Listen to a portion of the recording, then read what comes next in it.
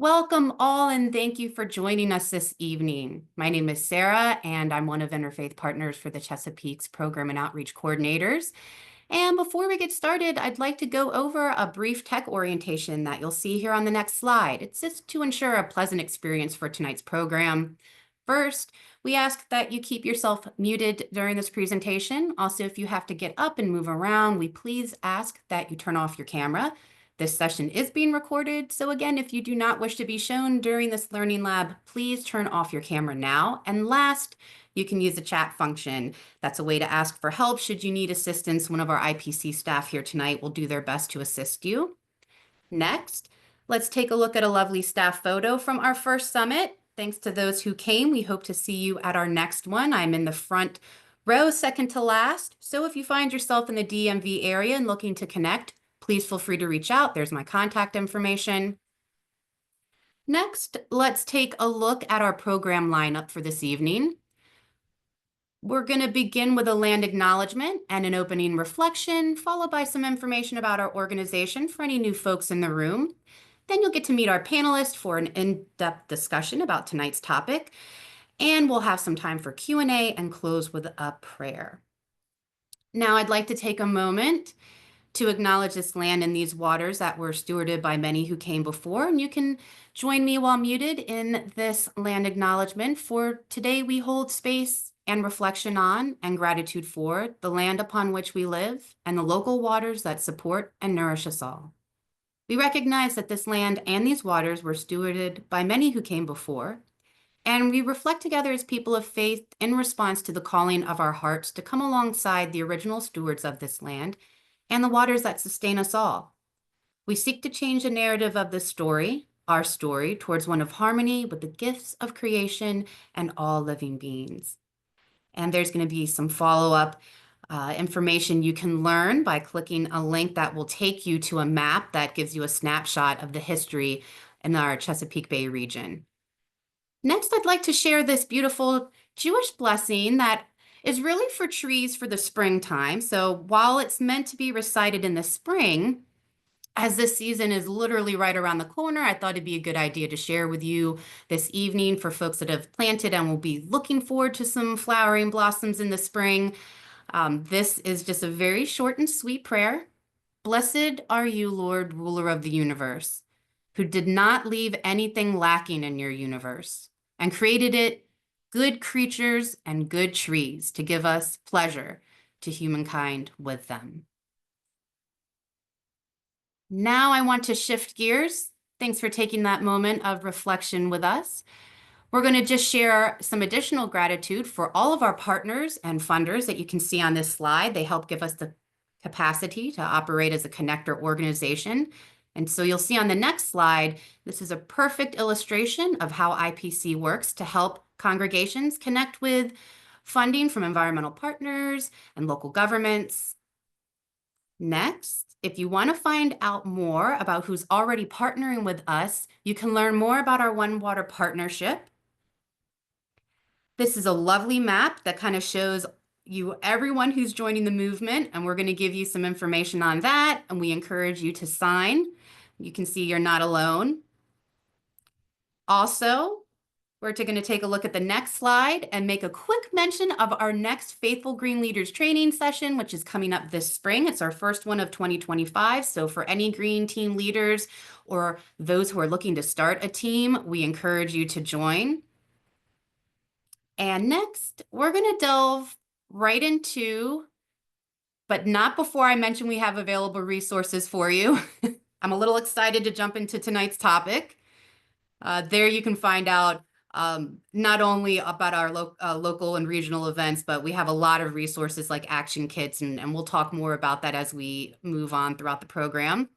So next, let's delve right into the heart of tonight's discussion. Tonight, we're going to talk about a wonderful partnership between IPC and the Maryland Department of Natural Resources and kind of showcase some of the work that we're doing with the many congregations to plant trees in sacred places. So our first speaker tonight, Isaac Whitmore, he is the 5 Million Tree Program Manager with the Maryland Department of Natural Resources Forest Service. He's here to share more about the program, its benefits, and some really amazing projects he's taken part of. So please welcome Isaac, everyone.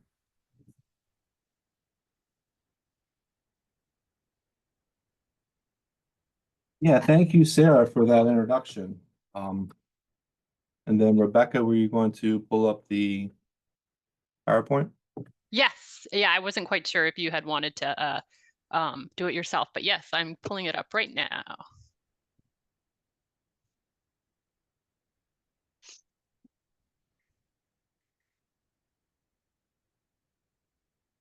Okay, yeah, so thank you again, Sarah, for that introduction. First off, I'm Isaac Whitmore. I'm the 5 Million Tree Program Manager for the 5 Million Tree Initiative, working with the Department of Natural Resources, Maryland Forest Service. And tonight, I just wanted to share with you how the Trees for Sacred Places program has partnered with the Maryland Department of Natural Resources, Maryland Forest Service, to plant trees for free on congregation properties throughout the entire state of Maryland. So the 5 Million Tree is a 10-year initiative, and the goal is to plant 5 million native trees throughout the whole state of Maryland before 2031.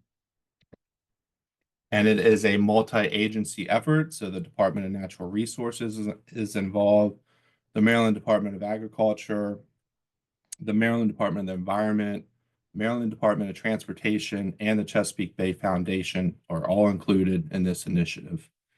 So you might ask yourself, what counts towards the 5 Million Tree Initiative? Well, it is any tree planting project that is on public or private property that gets reported to the Maryland Department of the Environment. It has to be a Maryland native species, and it can't be a required planting for any type of mitigation purposes. If you are not working with one of these organizations and you do wish to register your tree so it does count towards the initiative, there is a way we can self-report any tree, regardless if it's just one or 100. It can either be in your backyard or at your congregation. So there's a QR code right there you can scan. It'll take you to a simple survey that you can complete. And by doing so, your tree will count towards the 5 Million Tree Initiative.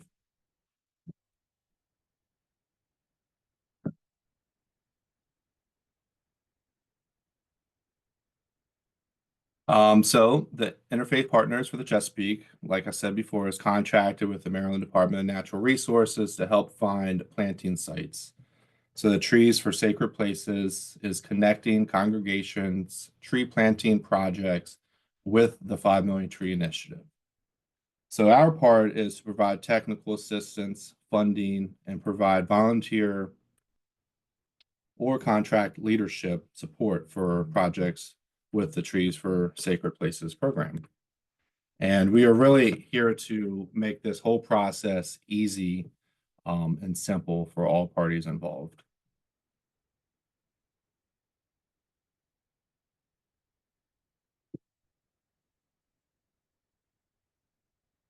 So how to connect with the Trees for Sacred Places program, you can email Molly at interfaithchesapeake.org, and she can help set up a virtual meeting to discuss your planting goals, or you can direct virtually by using the QR code listed right there.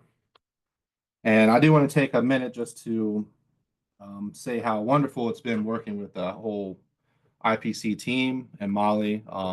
It's been really wonderful working with you, and we really appreciate this whole partnership we've established.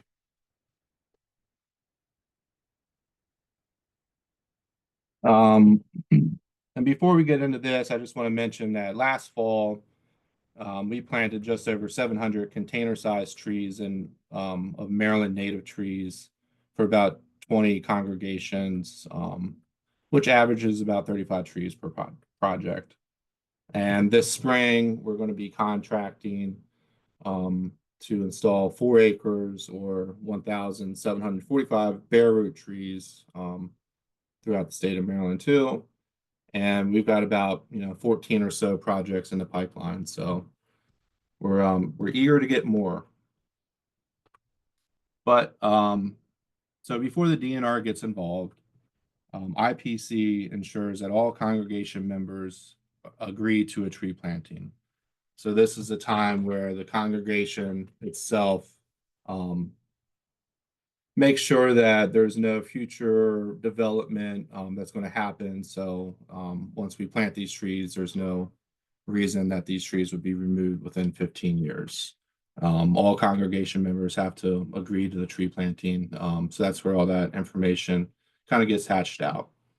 And they have to kind of understand and know about how many trees that are going to get planted and the general location.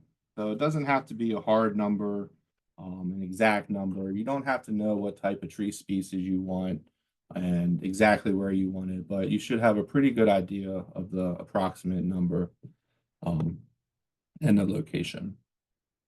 And if it's a continuous bare root planting, just an approximate acreage and the location for that tree planting itself. And then there is a sign-off sheet, Trees for Sacred Places commitment form.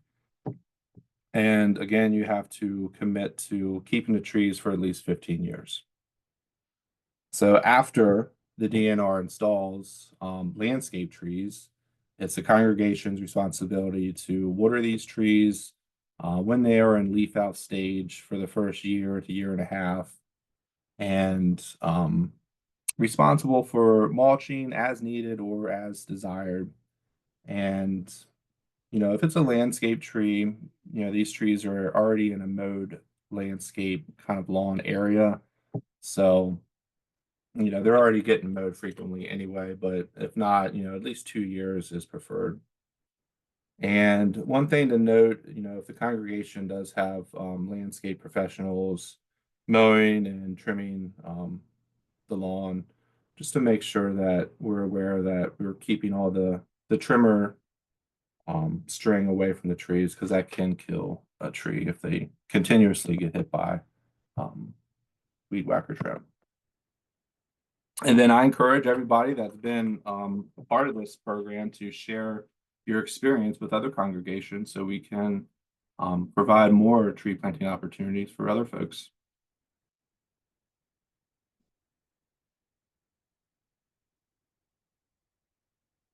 So what to expect once IPC turns over a non-continuous project to the DNR. So when I say non-continuous, that means basically landscape container-sized trees. So the DNR will reach out to the congregation point person to set up a site visit. And the timeline in order to get the trees in the ground after we're involved is about 1 month to 10 months. And we do provide technical support for tree selection and location. And we order trees and materials.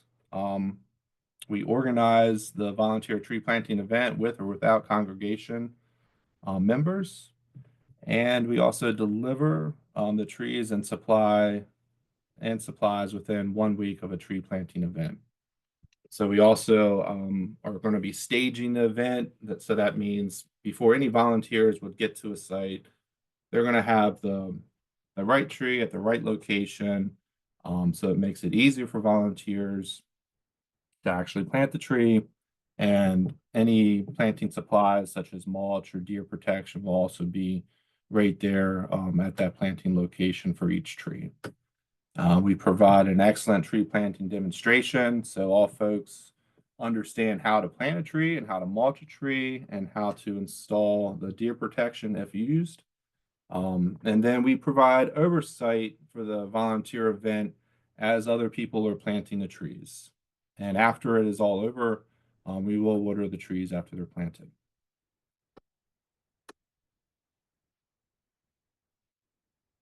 So here's a unique project, and I say it's unique because it was on congregation church property, but it also involved a charter private school. So we had a lot of support from the school and the congregation itself.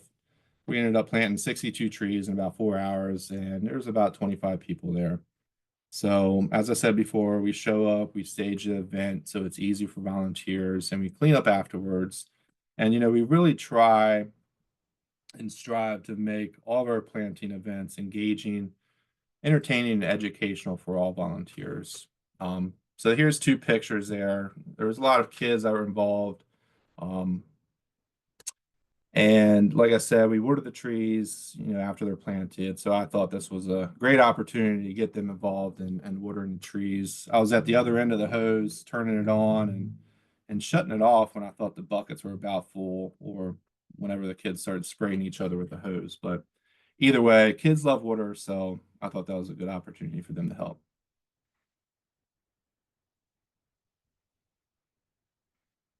So here is what to expect once IPC turns over a continuous tree planting project.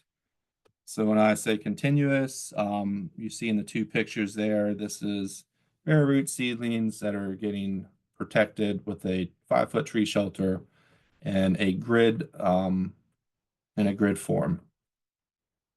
So again, DNR will reach out to the congregation point person to set up a site visit, and we will figure out what the congregation's objectives are and write an appropriate planting plan for that.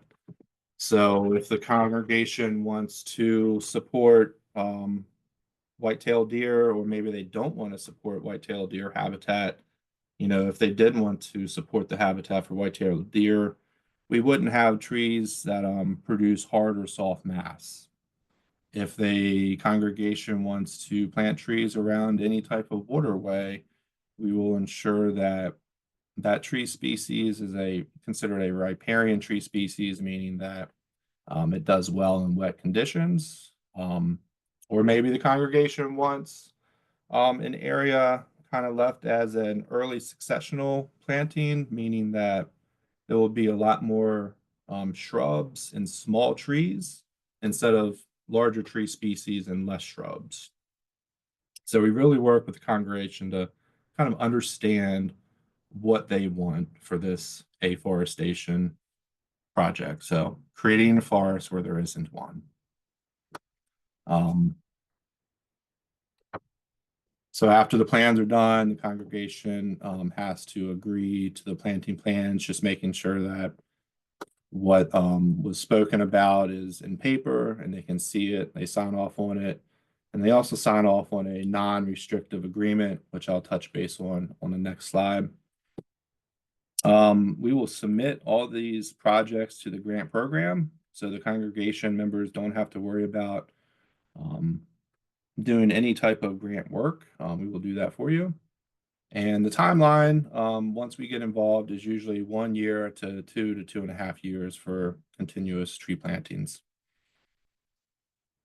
We provide contract oversight for the installation and for the maintenance and any upkeep regarding to technical support, coordination, and project oversight.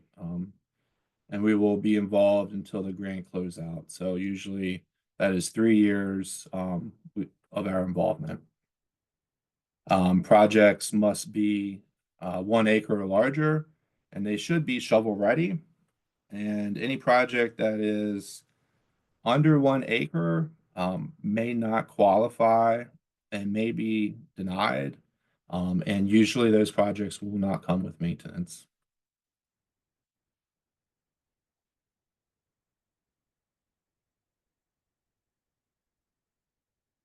So here is a very popular program that we use basically everywhere in Maryland except for Allegany and Dare County. So the Healthy Forest, Healthy Water program has to be within the Maryland Chesapeake Bay watershed. And this is a turnkey reforestation program, and it's administered by the Alliance for the Chesapeake Bay and the Maryland Forestry Foundation with technical support provided by the Maryland Forest Service. So some quick eligibility requirements is it has to be on open land. It has to be 1 acre or more. And it's not geared towards like understory planting. So it's not geared to plant trees in any wooded area that has like large canopy gaps in. So, it's not designed to plant 20 trees in this location and move somewhere else and plant another 10. It's really designed to create forests where there is not one. And it will consider projects under 1 acre. It's not guaranteed that you'll get it. And if it is under 1 acre, maintenance usually isn't required. And this is it. I mean, it's a handshake agreement. It's very easy to get moving forward with too. So this would be something that the congregation would have to sign off on, in addition to all the other the sacred trees form they would have to sign off on as well.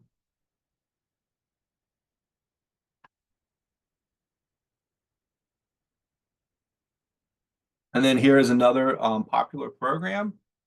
This program is the Western Maryland Resource Conservation and Development Council. And it's only offered in Frederick and Washington, Allegany, and Garrett County. It's very, very similar to the Healthy Forest, Healthy Water program. And the picture to the right is just displays the contractors installing the project. So basically this is a grid form planting where they would scrape the ground, plant the seedling, and they would protect it in this 5-foot shelter, which gets staked and secured into the ground. The shelter provides protection from any deers, rodents, and it also acts as a greenhouse, so it does permit sunlight to come in so the tree can photosynthesize. It's basically very much needed in any area where there's deer pressure. And the contractors that actually do this, they do a very good job. They move quick, and a project of 1 acre or more, the 2 acres can take them just an hour or so.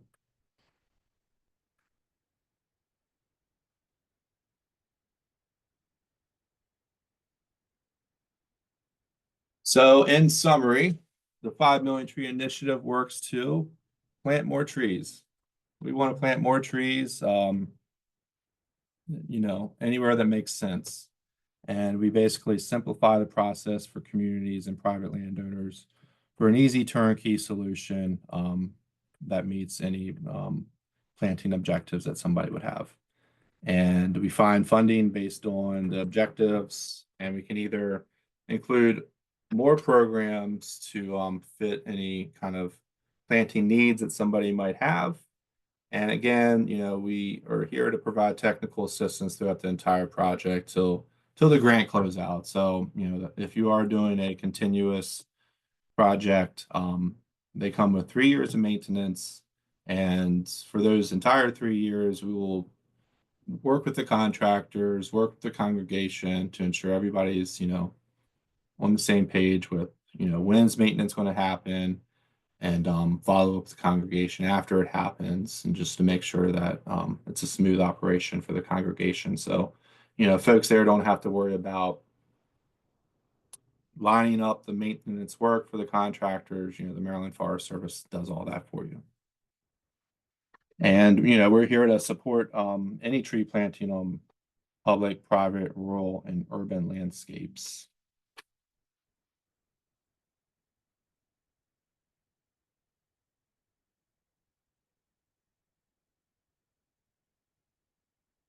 So 5 million trees is a hefty goal. And we are looking to plant trees anywhere and everywhere that makes sense. And there's a link there for more information about the 5 Million Tree Initiative.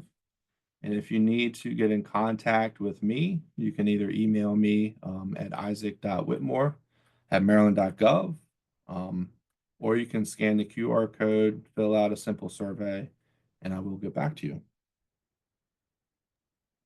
And thank you. Thank you so much, Isaac. I greatly appreciate that really in-depth, informative presentation on what we're doing, how we're able to do this with your help. So thanks so much for sharing all that. Next, thank you, Rebecca. You're right on the same page with me. I would greatly appreciate putting up our next keynote speaker for the evening. This is Linda Kesselring. She has been and still is a longtime member of Unity by the Bay, which is a beautiful congregation near Annapolis. She was a key component to the success of her congregation's recent planning, with going through this process that we just talked about. She even got her hands dirty the day of the planting. So we're going to spotlight her. Please, Linda, go ahead and unmute, and everyone, please welcome Linda. Good evening, everybody. It's a pleasure to be with you this evening.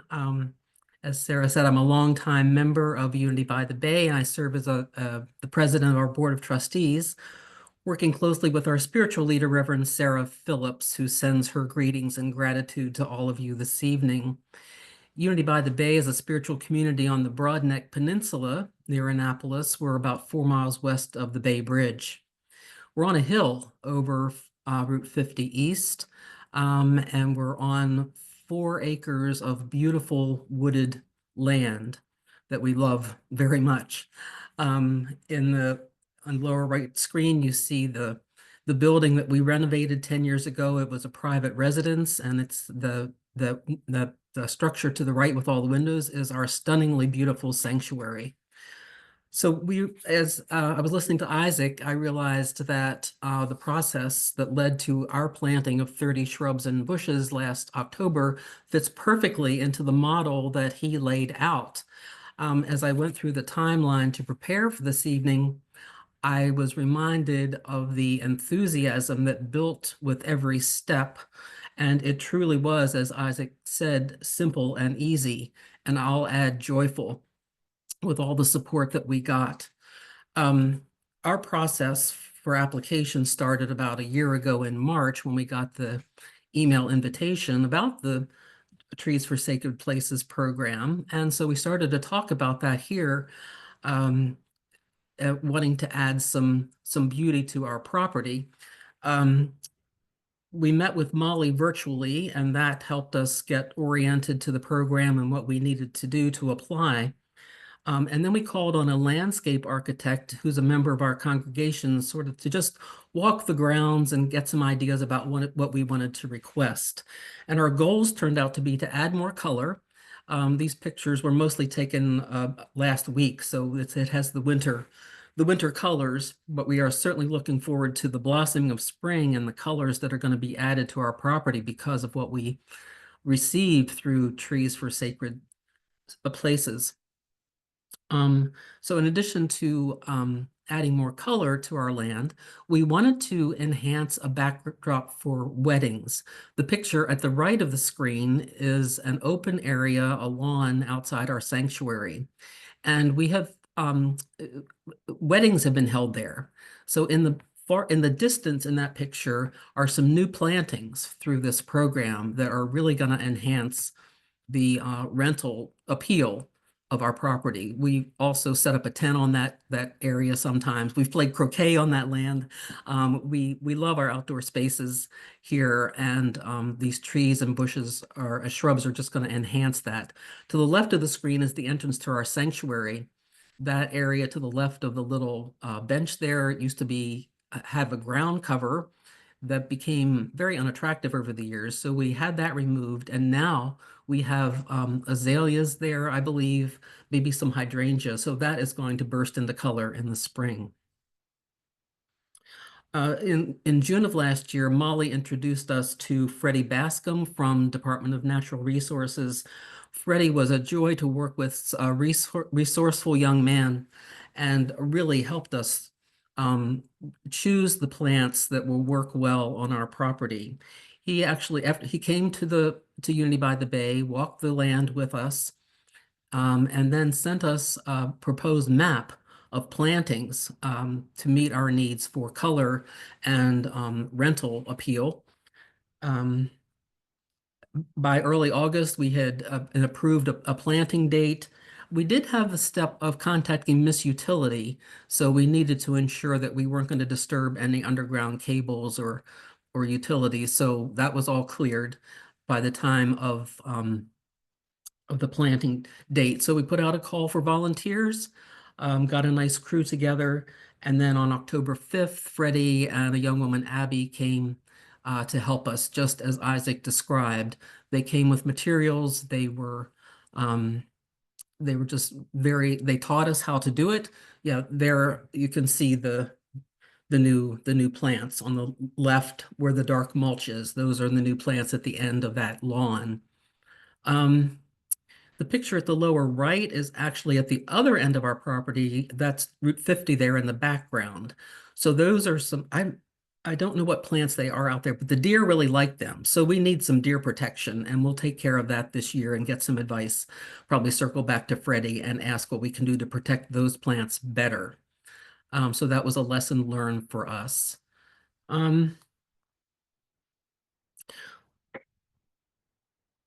So in total, we received about $3,000 worth of plants, materials, labor, and professional advice. It really was a joy to work with Interfaith Partners for the Chesapeake and Department of Natural Resources the whole way. So I just want to express our gratitude and invite you all to visit our ground and see what happens in the spring.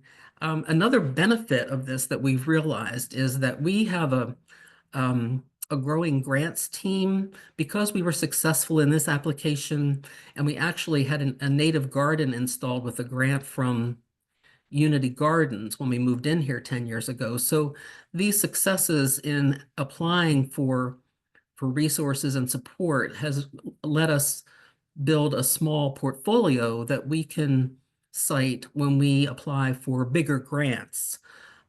So we really appreciate, what we received and the offshoots in terms of benefits that this program provides. So I appreciate the opportunity to share our experience with you, and I highly recommend this program. It's a wonderful way to support the environment and improve our grounds. Thank you. Thank you so much, Linda, for sharing your experience with folks. And I'm really appreciative that you mentioned, I think sometimes for congregations, it can be daunting, the grant application process. And so sometimes when folks don't get it the first time, we always encourage folks to reapply. Sometimes it's not the second and it's the third. But the key that you mentioned right there is once you have had a success, right, you can build off of that. So I'm so happy for you that this has been a great gateway to opening up more funding opportunities. And we're hoping folks here that are, unaware of this program, that they take advantage of that as well too. So thank you so much for coming and sharing these beautiful pictures and your story with us. We do have a couple of questions already for you. So please stay with us till the end. We're going to hold all these great questions until the very end. We also want to invite next Gary Magnus. I hope you don't mind me putting this wonderful picture of you and your wife. This is a power couple right here. One's passionate about trees, the other's passionate about plants. So I'm just very grateful that Gary was available and ready to kind of just share an experience he's also had with us recently. I will not spend any more time boring folks about the background. He's going to kind of share what Osai Shalom's been doing. There are great environmental stewardship projects that are going on. And I want everyone to please welcome Gary. I'm going to go ahead and find you real quick and make sure I spotlight you appropriately. I've just got two screens. Here we go. I want to know where you got that picture from. I did not send it to you. You did not. I apologize. I had these kind of finalized before the last one, but you're on the event page. Thank you very much. About 8 or 9 so years ago, we had a new set of rabbis come on, and they were very nature-minded, ecological-minded, and they really kind of lit a fire about what we should do on our campus. And we started out with working with the Chesapeake Bay Trust, and we put in a rain garden grant. We also worked with them on their tree canopy program and put in about 60 or so trees. I know they were planted when we were closed for COVID for the timing. After that, we looked at them about getting some more trees in different parts of the campus. And Linda Bergoski, who's on your board, sent along Molly's email, and we emailed back and forth and said, this is a great program. So I worked with Alfred, as you all did, and still working with him. And we walked the land. We have a sacred grounds committee who also put in a perennial guard with the National Wildlife Federation. So we had a lot of pots in the fire. And we walked it. We looked at trees. We looked at bushes. We had multiple meetings of our sacred grounds, which were, if you've ever been to a lot of meetings, you know, 2 people, 3 opinions. Yeah, that was our committee.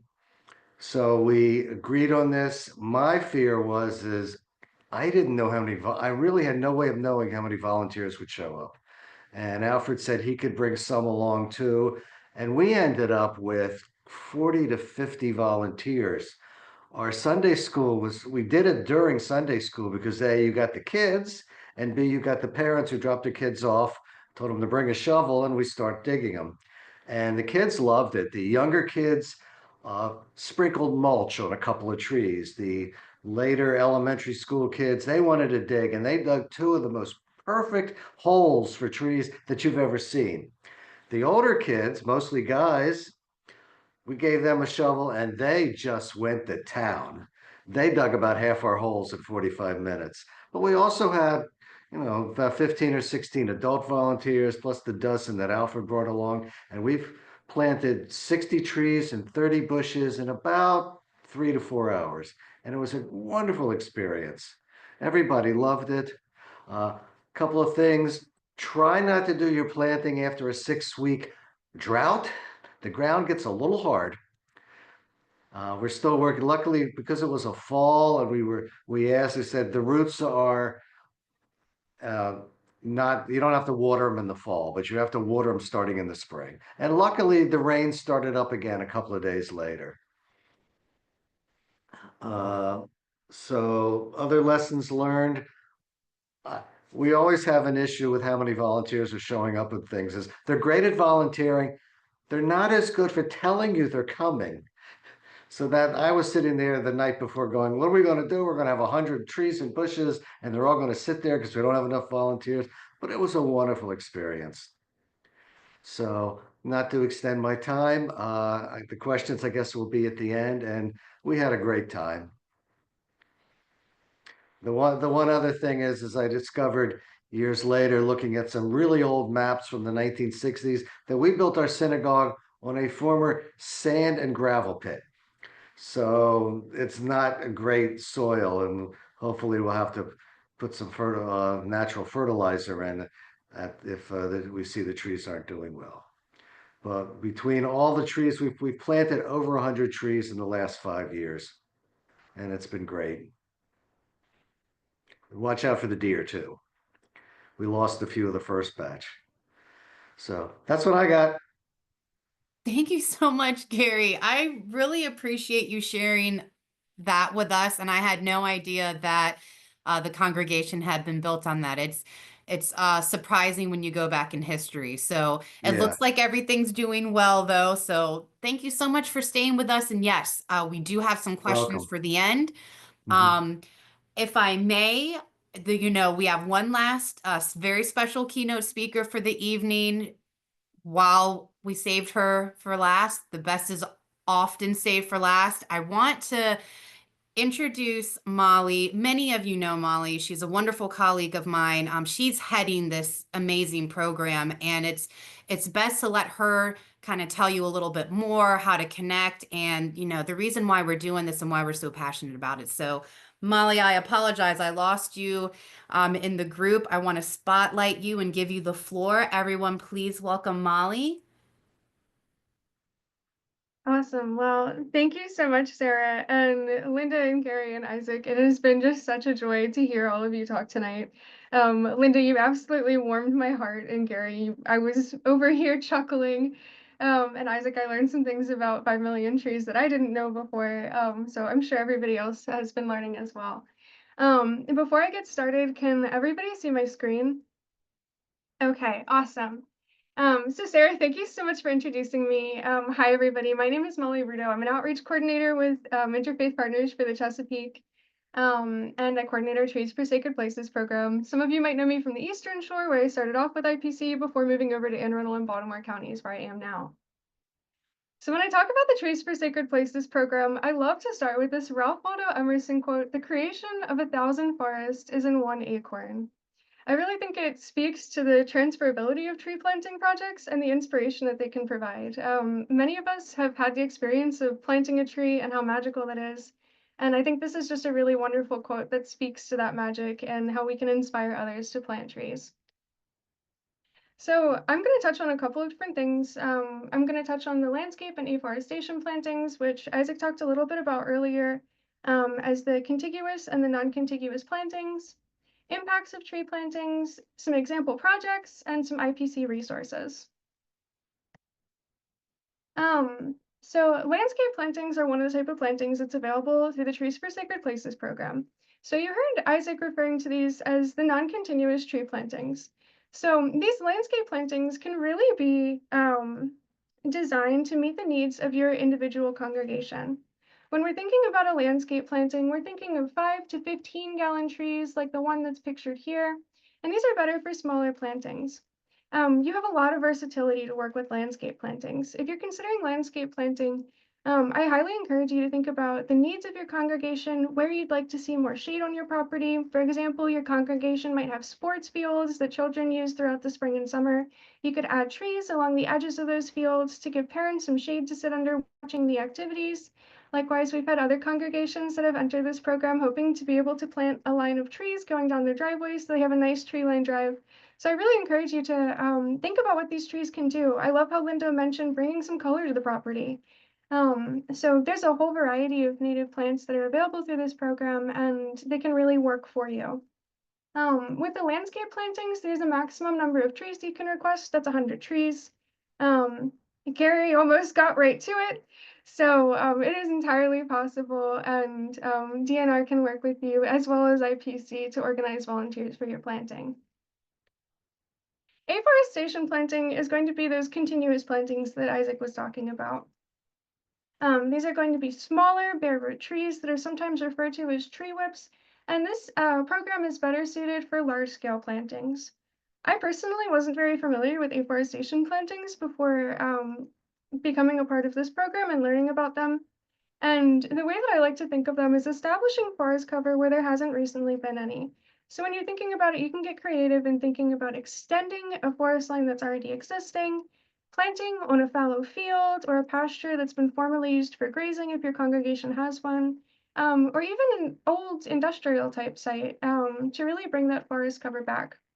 These are planted at a density of 435 trees per acre. That's enough space to leave 10 feet between each tree. And generally, that's enough space for a ride-on lawnmower to pivot between the rows and columns of trees, but that spacing can be adjusted based on your congregation's needs. So we're going to talk a little bit about the impacts of tree plantings. Why are we doing this work? Why is it important? Here at IPC, you'll often hear us referring to trees as nature's cure-all. They do a whole lot, from sequestering carbon, filtering water before it reaches our waterways, stabilizing our shorelines and combating erosion, enhancing biodiversity, and reducing urban heat islands. And our collective impact can really make a difference. So I wanted to show a couple of images of Beaver Dam Run here, which is a stream that runs through Cockeysville, Maryland, and Baltimore County. These images were taken by Steve Fowler, who's an absolutely fabulous IPC volunteer and Gunpowder Valley Conservancy volunteer, who really takes care of the stream and makes sure that it's accessible. And you can see that Beaver Dam Run has encountered some serious erosion. When stormwater is able to flow quickly over impervious surfaces and there's not an environmental best management practice or a piece of nature to intercept that water, it can gain speed and cause these high flooding events. These flooding events cause erosion of the shoreline in Beaver Dam Run. You can see some log jams and some sediment down here. And although planting a stand of trees at the head of Beaver Dam Run isn't going to fix its flooding issues, again, our collective impact can make a difference. We want to see as much green space and tree plantings throughout the state as possible to reduce the chances of something like this happening. None of us want to be like this lone river otter here in Beaver Dam Run who's hanging out on a log surrounded by trash. And planting trees is a really, really great way to enhance our environment. And likewise, there are a ton of benefits of planting native trees for biodiversity. Native trees provide food, shelter, and habitat for native pollinators and other native animals. And I think one really great way to bring this home is by looking at the National Wildlife Federation's Native Plant Finder tool. This tool you can put in your zip code, and it will give you a list of native trees and plants in your area and the species of butterflies and moths that they support as host plants. Here you can see an image of a beautiful big white oak tree, and that this tree supports 473 species of butterflies and moths that use it as a caterpillar host. When we look at the white oak tree compared to a tree like the crepe myrtle, which is non-native and only supports less than 30 types of native caterpillars, we can really see what an impact planting native has. And you can see this is actually a screenshot from IPC's September 2022 Learning Lab, Changing the Aesthetic Benefits of Pollinator Gardens. I highly encourage you to check it out. And this tool is based on the works of Dr. Doug Talmy, who's an entomologist, author, and professor at the University of Delaware. If you haven't heard Dr. Talmy talk before, I highly encourage you to. He'll be at Brightside Baptist Church in Lancaster, Pennsylvania on March 15th. So right around the corner. But totally worth the ride up there. And just another quote from this learning lab that really stuck with me that's based off of Dr. Talmy's work is that it takes about 10,000 caterpillars to raise a single brood of black-capped chickadees. That's a lot of caterpillars for one brood of chickadees. So that really just brought home for me the impacts of planting native. Likewise, planting native and planting trees has environmental justice impacts. Urban heat islands are areas that have higher temperatures relative to surrounding areas. Oftentimes, these are occurring in urban areas with very little green space or trees, and where buildings, roads, and other infrastructure are absorbing and re-emitting the sun's heat more than natural landscapes. Planting trees in urban areas can help reduce the urban heat island effect by providing cooling shade and the benefits of evapotranspiration.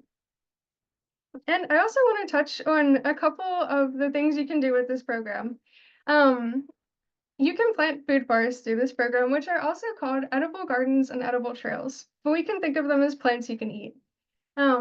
This is a wonderful way to provide access to healthy native foods on your properties, and there are all sorts of native plants that can be used to create a food forest, from chicksaw plum to red chokeberry, persimmon and pawpaw, witch hazel, and many others that are available through this program.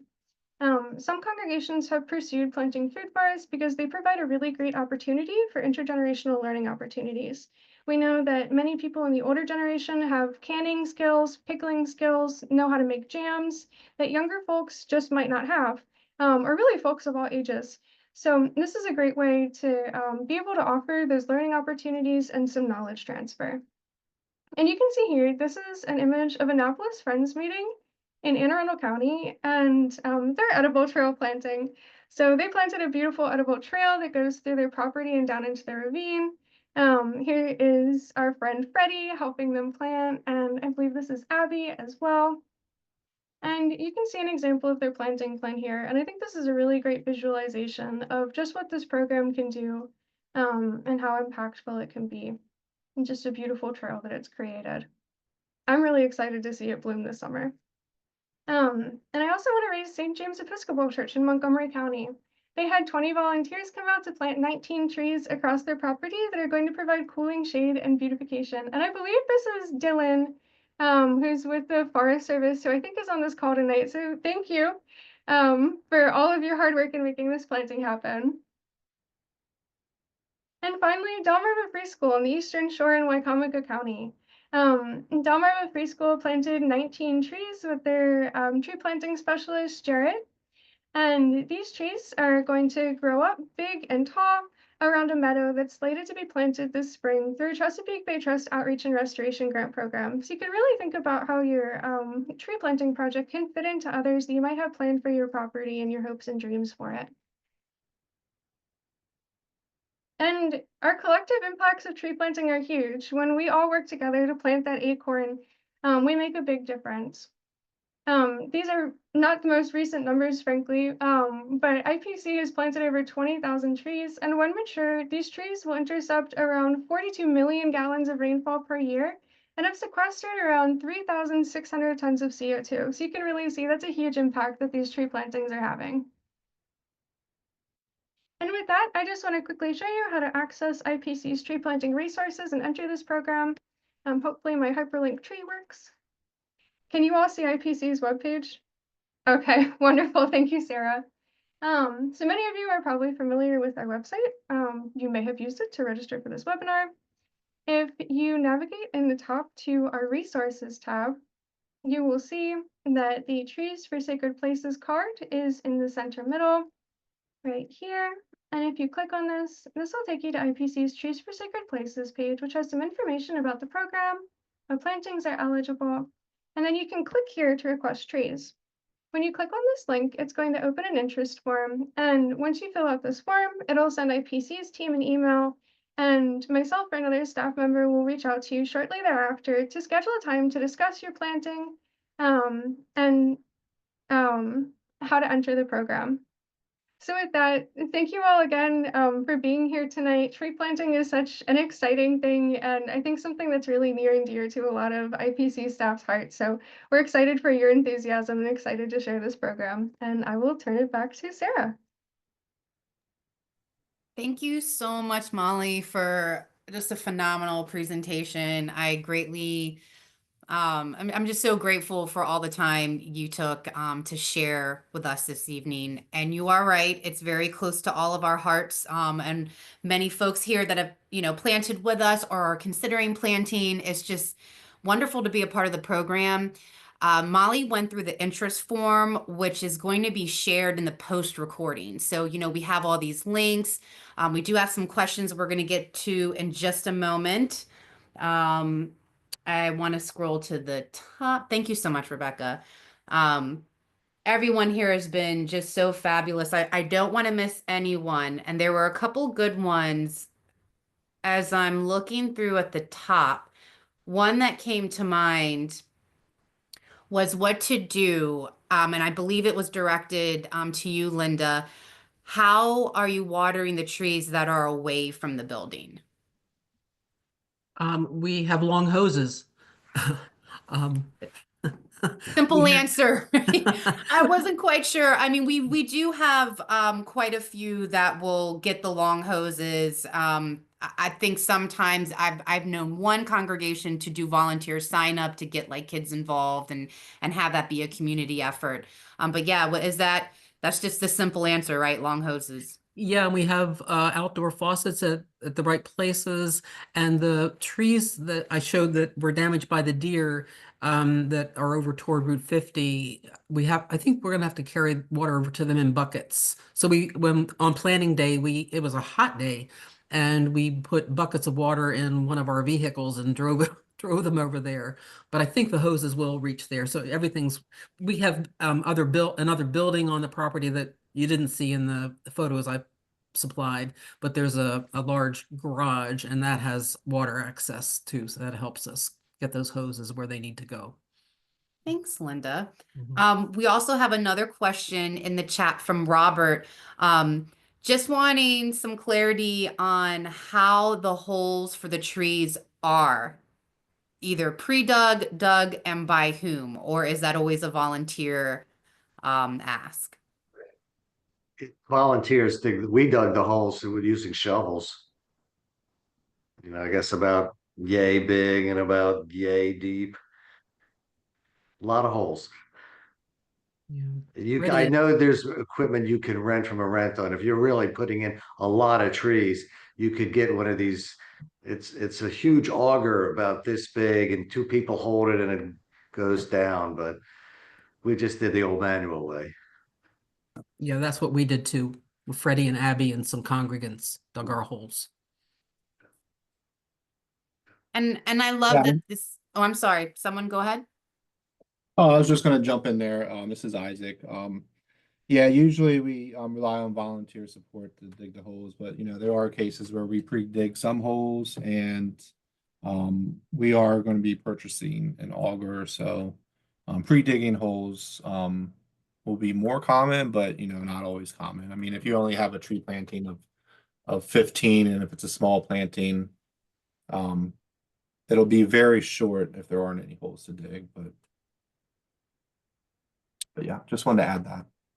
Thanks so much for jumping in, Isaac. And maybe you might answer this next one. There's a question about what are the native shrubs that are planted. So I know that you work with a list. Is there any that you want to mention that maybe you've come across that seem to be more popular than others? I can Yeah, go for it, Molly. Thanks, Molly. Oh, hey, yeah, absolutely. I love shrubs. This is one of my favorite parts of the program is that shrubs are available. Snow Queen hydrangea has been incredibly popular through this program. So many congregations are really, really excited about it. There's also elderberry available through the program, which has been very popular.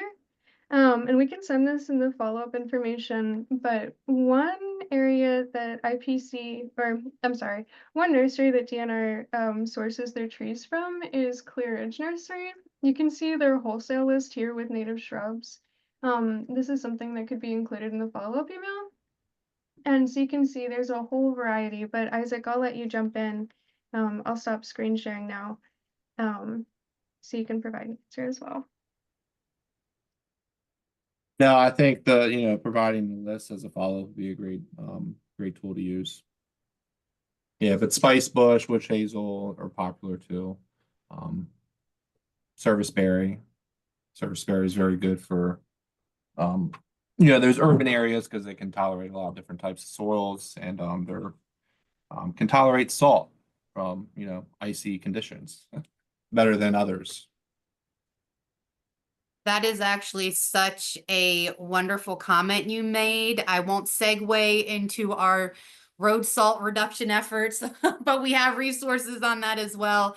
And it's actually a little startling to find out how much road salt can affect, especially rain gardens or where you have walkways where there's shrubs nearby. It does affect the soil. It does affect the plants. And so we have information on how all of us individually and congregations can reduce our road salt use. So we're not affecting the plants. But it's just wonderful that you even provide such a robust list for folks to choose from. It's just a wonderful program all the way around. It's hard to believe that we're coming up on the top of the hour. So I want to be very respectful of everyone's time. I'm going to call out one more question. Please feel free to keep them coming in the chat. Whatever's not answered live, you can get answers to in the post recording. We will also make the chat a PDF, so you'll have links to resources, answers to questions. While I'm asking one more question, if it's all right, Rebecca, if you don't mind, please sharing our closing prayer slide and this as well. Yes, thank you so much. Let me pop this in the link. I did this at the beginning, but for folks that came in a little after the hour, please click the link. It'll open up in a new tab and let us know what you thought about tonight's program. Your feedback will help us improve our program and even give you a chance to give us an idea for future topics. But let me get to this last question real quickly. It was a good one. I think it's one that many folks might be thinking about, and that's how to get volunteers for like tree waterer volunteers for a year and a half. And without being long-winded, I'll mention the one church that I said kind of involved getting the kids, kind of made it like a pizza party thing, right? I know it sounds cliche, but sometimes when you involve snacks or just refreshments, it turned out to be a really great event. After Sunday school, piggybacking off of a service, right? Or when you're having Sunday school when folks are already gathered and just doing that open call. And so that's how one of our partners got their volunteers met. But please feel free to open up and unmute and share with us ideas you've gotten for volunteers.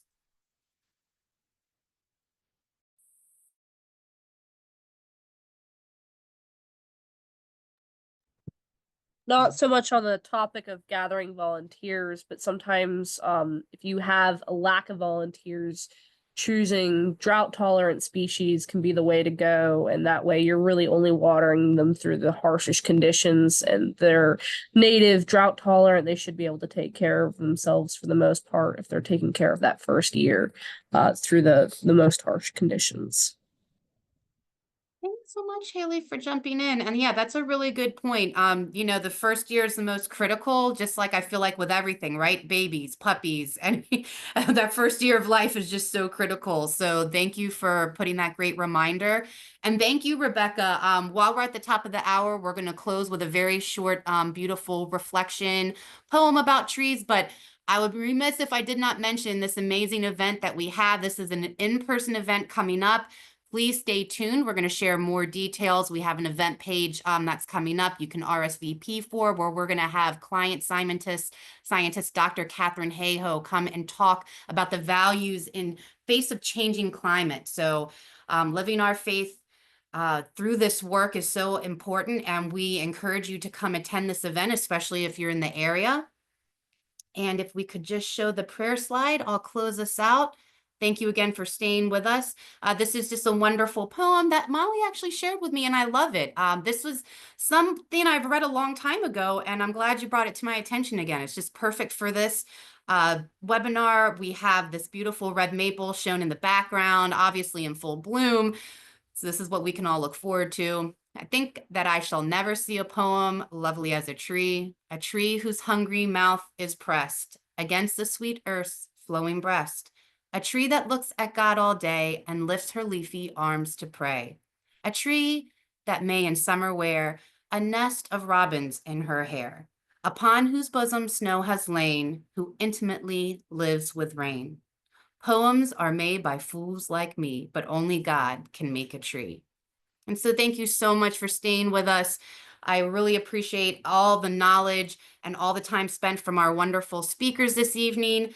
Please let us know what you thought about the program, and stay tuned for a follow-up. We'll share all the amazing resources, links, and related materials that we share this evening. Thank you all.